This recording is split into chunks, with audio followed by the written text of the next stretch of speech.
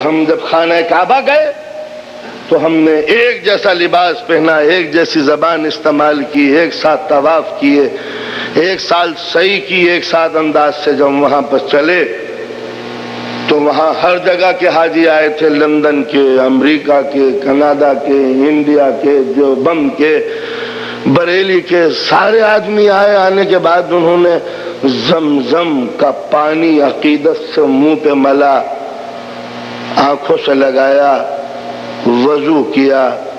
پانی تو ہے۔ اب جب چلے تو سب کے ہاتھوں میں ایک ایک کہنے یہ کیا چیز ہے؟ انہوں نے پانی لیے جا رہے ہیں۔ کیا انڈیا میں پانی نہیں ملتا؟ امریکہ میں پانی کی کچھ کمی ہے، کینیڈا میں پانی نہیں ہے، امریکہ میں پانی نہیں ہے، کچھ کمبینیشن یہاں کا H2O کے علاوہ کچھ اور چیز ہے؟ کہ نہیں، سب کا پانی ایک ہی ہے۔ کہا پھر یہ پانی کیوں لے کے چلے؟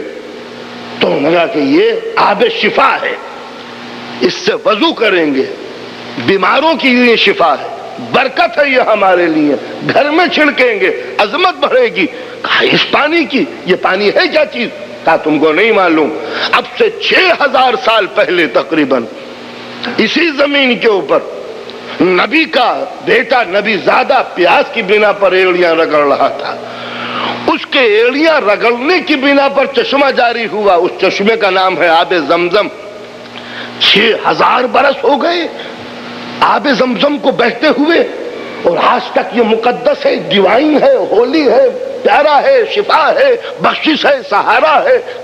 تو 6000 سال کے پیریڈ میں کہیں اس کا ایک فٹ ختم نہیں ہوا، تاثیر ختم نہیں ہوئی۔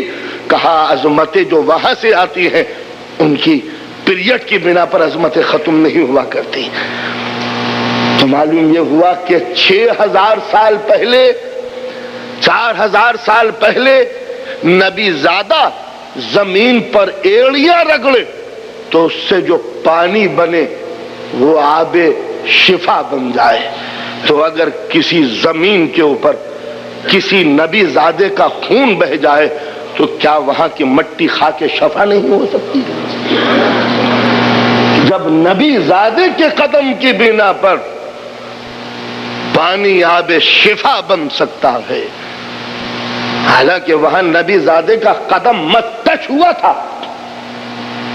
قدم ٹچ ہوا تھا، مس ہوا تھا صرف، تو پانی مقدس بن گیا۔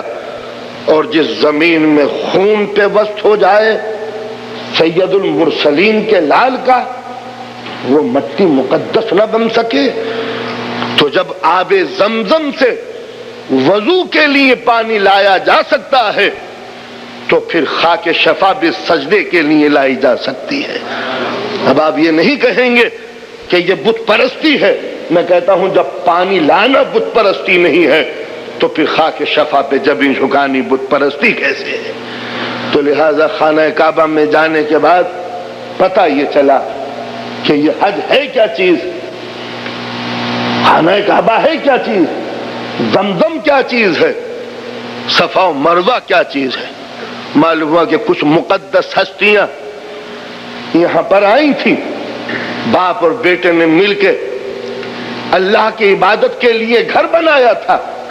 سبحان اللہ، اگر معصوم باپ بیٹے مل کر پتھر جوڑ کے گھر بنا لے تو وہ خانہ کعبہ بن جائے، اور معصوم باپ اور بیٹے مل کر لاشوں کا اتنے انبار لگا دیں تو کربلا کے 72 شہید عظمتوں کا مرکز نہ بنے۔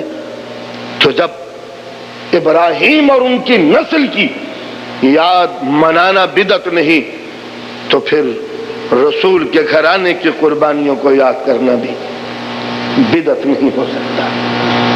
جب صفا و مروہ کے درمیان دوڑنا ہر مسلمان پر واجب ہے، جبکہ صفا و مروہ کے درمیان ایک بے چین ماں دوڑی تھی بچے کی پانی کی تلاش و جستجو میں، تو قدرت کو ماں کی بے چینیاں اتنی پسند آئیں، ماں کی بے چینیاں اتنی پسند آئیں کہ ان کو سمیٹ کر مسلمانوں پر واجب قرار دے دیا کہ اگر کوئی مسلمان حج کے بعد یہ سعی نہ کرے تو اس کی صحیح رائے گاہ ہوگی، اس کا حج ناقص ہوگا، وہ گنہگار ٹھہرے گا۔ تو یہ دو پہاڑوں کے درمیان ایک ماں بے چین ہو کے دوڑی تھی، اس کی یاد منانا ہمارے لیے ضروری ہو گیا۔ تو اگر مقتل سے خیمے سے مقتل کی طرف اگر کوئی بے چین باپ گھر سے خیمے کی طرف، میدان سے خیمے کی طرف، خیمے سے میدان کی طرف آئے تو اس کی یہ صحیح اور روز عاشور اس کی یاد منانا بدعت کیسے بن سکتی ہے؟